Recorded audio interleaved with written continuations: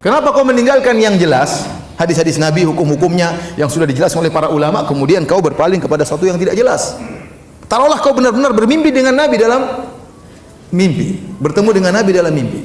Itu pun suatu yang tidak jelas.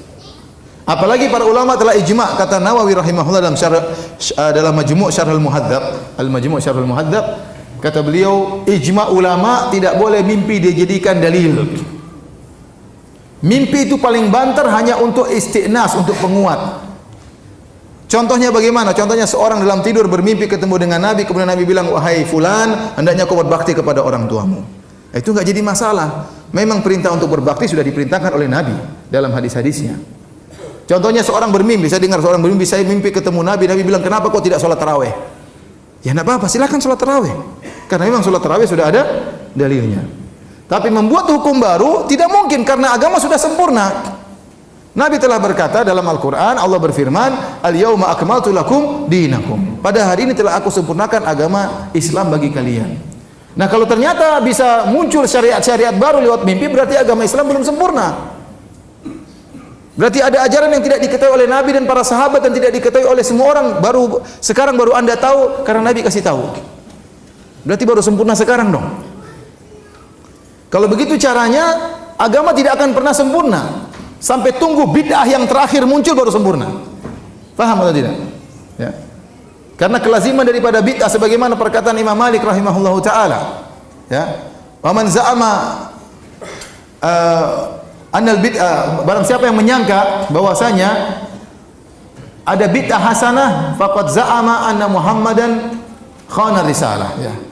Barang siapa yang berpendapat ada bid'ah hasanah, maka dia telah menuduh Muhammad telah berkhianat terhadap risalah. Berarti ada sesuatu yang belum disampaikan oleh Nabi. Kenapa? Karena Allah telah berfirman, al-yawma akmaltu lakum dinakum. Pada hari ini telah aku sempurnakan bagi kalian agama kalian, ya. Maka tidak mungkin Nabi kemudian membuat syariat baru dalam mimpinya. Oleh karena Imam Nawawi berkata, seandainya seorang tidur dalam mimpi, datang Nabi SAW berkata, wahai fulan, besok 1 Syawal. Kata Imam Nawawi, tidak boleh dia percaya dengan mimpi tersebut. Besok dia tetap harus lihat hilal. Karena yang nyuruh lihat hilal juga siapa? Siapa yang suruh lihat hilal? Nabi SAW juga. Sekarang dalam mimpi, taruhlah benar dia ketemu dengan Nabi dalam mimpi, Nabi bilang besok 1 Syawal.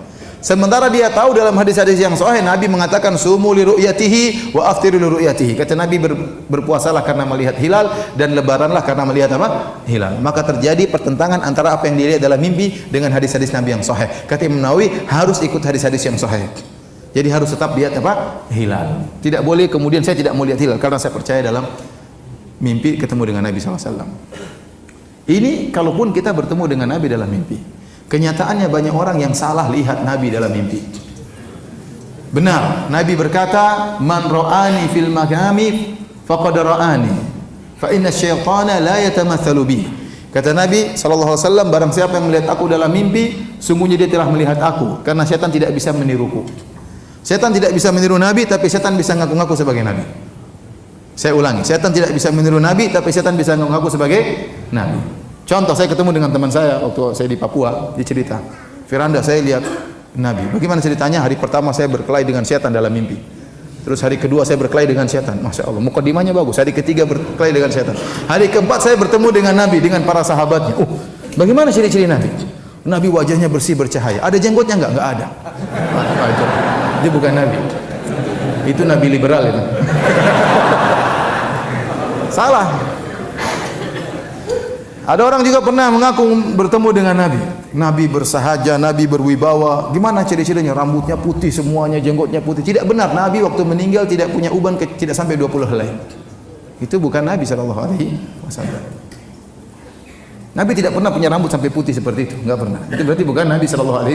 Oleh karena di zaman sahabat, kalau ada orang mimpi ketemu Nabi, datang kepada sahabat. Datang, wahai sahabat, saya mimpi ketemu Nabi. Kata sahabat tersebut, sifli ma ra'ait. Sifatkanlah apa yang kau lihat dalam mimpimu. Saya lihat begini-begini, itu Nabi, kata sahabat tersebut. Karena sahabat tahu tentang ciri-ciri siapa? Nabi SAW. Dan ciri-ciri Nabi ada dalam kitab Syama'il Muhammadiyah. Ciri-ciri wajahnya bagaimana, pundaknya bagaimana, kepalanya bagaimana, sampai bulu dadanya bagaimana, semuanya dalam Syama'il Muhammadiyah dijelaskan tentang sifat-sifat fisik Nabi SAW. Cara jalannya bagaimana Rasulullah SAW, ya. Di antara hal yang aneh yang saya pernah dengar, ada yang pernah cerita, Ustaz, saya pernah mimpi ketemu dengan Nabi. Ustaz, sudah lama, tapi saya baru cerita sekarang, Ustaz. Kenapa? Karena saya aneh lihat Nabi SAW.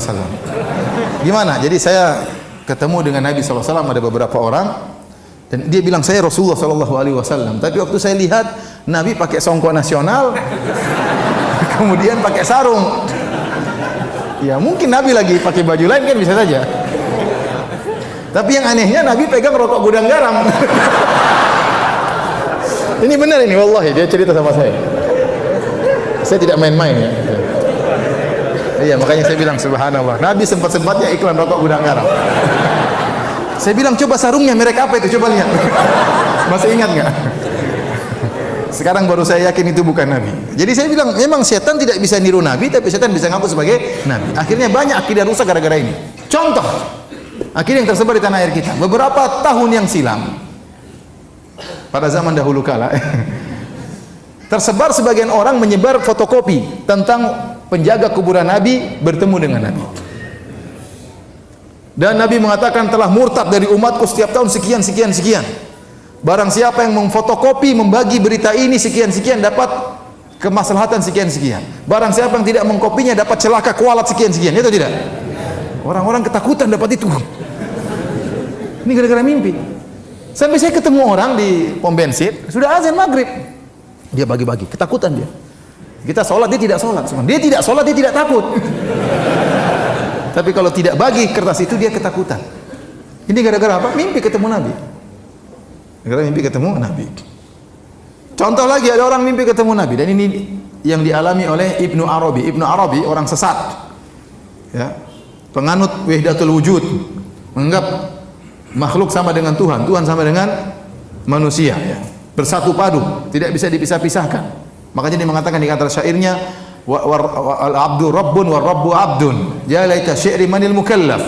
Kata dia, hamba adalah Tuhan, Tuhan adalah hamba. Kalau gitu siapa yang disuruh untuk beribadah? Siapa yang untuk sholat? Kalau kau suruh dia sholat, dia juga Tuhan. Mau sembah siapa? Ya. Kemudian dia punya buku di antara judulnya Fususul Hikam. Fususul Hikam itu kira-kira 300 halaman, kalau saya tidak salah ingat. Ya, dia mengatakan bagaimana kisah buku ini Fususul Hikam. Dia mengatakan suatu malam saya di kota, disebutkan nama kotanya. Di malam sekian, tanggal sekian, saya bermimpi ketemu dengan Nabi Shallallahu Alaihi Wasallam. Lantas Rasulullah SAW memberikan kepada saya buku ini. Wahai Ibnu Arabi, riwayatkanlah buku ini, sebarkan kepada manusia. Maka saya pun sebarkan buku ini. Buku inilah yang ada di hadapan Anda. Tidak saya tambah satu huruf pun dan tidak saya kurangi satu huruf pun. Ini datang sebagaimana dari Nabi Shallallahu Alaihi Wasallam. Ini kan bahaya, ada buku baru nih, cetakan baru, cetakan dalam mimpi ini, dibagi sama Nabi SAW, kemudian dia sebarkan. Dalam buku tersebut disebutkan Fir'aun masuk surga. Subhanallah. Ini benar ini. Dalam buku tersebut Fir'aun masuk apa? Surga. Karena Fir'aun mengatakan ana rabbukumul a'la. Aku adalah Tuhan kalian yang maha tinggi. Dan benar itu perkataan Fir'aun tidak salah, karena Fir'aun juga Tuhan. Kan keyakinan dia wahidatul apa? Wujud. Kata dia wahidatul wujud itu seperti ombak di lautan. Ombak ini adalah, mungkin kita lihat ada ombak yang tinggi, ombak yang rendah, ada buih-buih, semuanya dalam satu lautan. Sama kita melihat alam semesta ini, ada si fulan laki-laki, perempuan, ada gunung, semuanya satu kesatuan. Dan di situ juga ada Tuhan, tidak bisa dipisah-pisahkan. Makanya waktu Fir'aun mengatakan saya Tuhan kalian yang maha tinggi, maka Fir'aun benar dan dia masuk apa? Surga. Ini ngawur seperti ini. Dari mana? Dari mimpi dia ambil. Ini buku diagung-agungkan oleh orang sufi, buku ini. Karena berbicara tentang ini, tentang hakikat, tentang macam-macamnya, ya. Antum bayangkan masuk akal atau tidak? Dia bangun tidur, Nabi kasih buku berapa? 300 halaman. Apa dia langsung pegang buku? Kan enggak kan? Berarti dia bangun langsung dia catat. Iya tidak? Berarti mimpinya lama atau tidak? Mimpinya lama kan? Baca 300 halaman mimpinya lama itu. Ya kan dia tidak bangun dia pegang buku kan, tidak kan? Berarti waktu dalam mimpi dia baca. Satu hafalannya kuat, baca, begitu bangun dia catat. Luar biasa.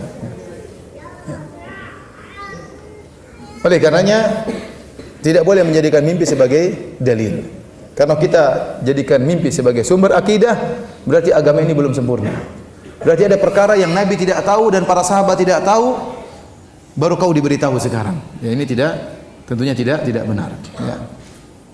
Yang lebih parah, orang yang mengambil akidah dengan meyakini bahwasanya dia ketemu Nabi langsung, dan ini parah, bukan sekedar mimpi, bahkan Nabi keluar dari kuburan ketemu dengan dia. Ini lebih parah lagi. Ya. Seperti ada sebagian thariqat ya yang menyebutkan bahwasanya pemimpinnya pernah datang ke Masjid Nabawi, kemudian rindu bertemu dengan kakeknya Rasulullah sallallahu alaihi wasallam. Maka dia pun menyampaikan nasyid-nasyid, syair-syair tentang kerinduannya bertemu dengan kakeknya. Dia ingin berjabat tangan dengan kakeknya. Tahu-tahu kuburan Nabi bergerak, tahu-tahu tangan Nabi keluar, siap untuk dia apa? Berjabat tangan. Ini benar, saya tidak, ini disebutkan oleh mereka. Thariqat tertentu. Thariqat apa? Tertentu. Bahkan ada orang seperti itu di tanah air kita. Yang sekitar tahun 2000-an dia berkata, saya pergi ke Madinah. Kemudian tiba-tiba kuburan Nabi bergoyang. Kemudian tiba-tiba Nabi keluar, lantas Nabi pun datang kepada saya, Nabi pun mencium kedua lututku. Subhanallah. Ini ngawur. Sekarang orang ini luar biasa. Acara kematiannya sampai macet di mana-mana. Orang ini, videonya masih ada di YouTube. Orang begitu bodohnya meyakini hal seperti ini. Kasihan. Siapa yang peringatkan kaum muslimin yang ribuan, ratusan ribu seperti itu? Saya bicara juga, saya ini siapa? Harusnya orang-orang besar, ya kita hidup untuk mengingatkan umat dari kesyirikan, dari pengkultusan yang tidak benar. Anda harus menyampaikan, terus kalau tidak, siapa yang menyampaikan? Harus ada yang menyampaikan. Ya. Menyedihkan. Ini orang Indonesia seperti ini. Antum bayangkan kalau Nabi keluar, apa penjaga kuburan, Nabi mau kemana Nabi? Kira-kira gimana? Sebentar, saya mau ke situ.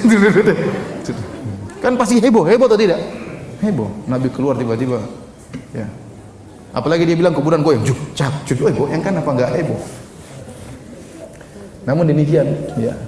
Ibnu Taimiyah mengatakan, segala kesesatan, sesat apapun, sebahlul apapun, seaneh apapun, pasti ada pengikutnya. Benar. Pasti ada pengikutnya. Ente percaya sama siapa? Siapa namanya? Lia Aminuddin. Katanya malaikat Jibril mau turun di Monas. Ada yang percaya atau tidak? Ada yang percaya. Waktu malaikat Jibril tidak jadi turun, kenapa landasannya belum ada? Ya, ada yang pengikutnya, terkadang pengikutnya orang pintar, orang kaya, dokter dan macam-macamnya. Kesesatan apapun, seaneh apapun, pasti ada pengikutnya. Karena iblis menghias. Iblis menghiasi keanehan-keanehan. Tapi demikian juga sebagian orang mengambil akidah dari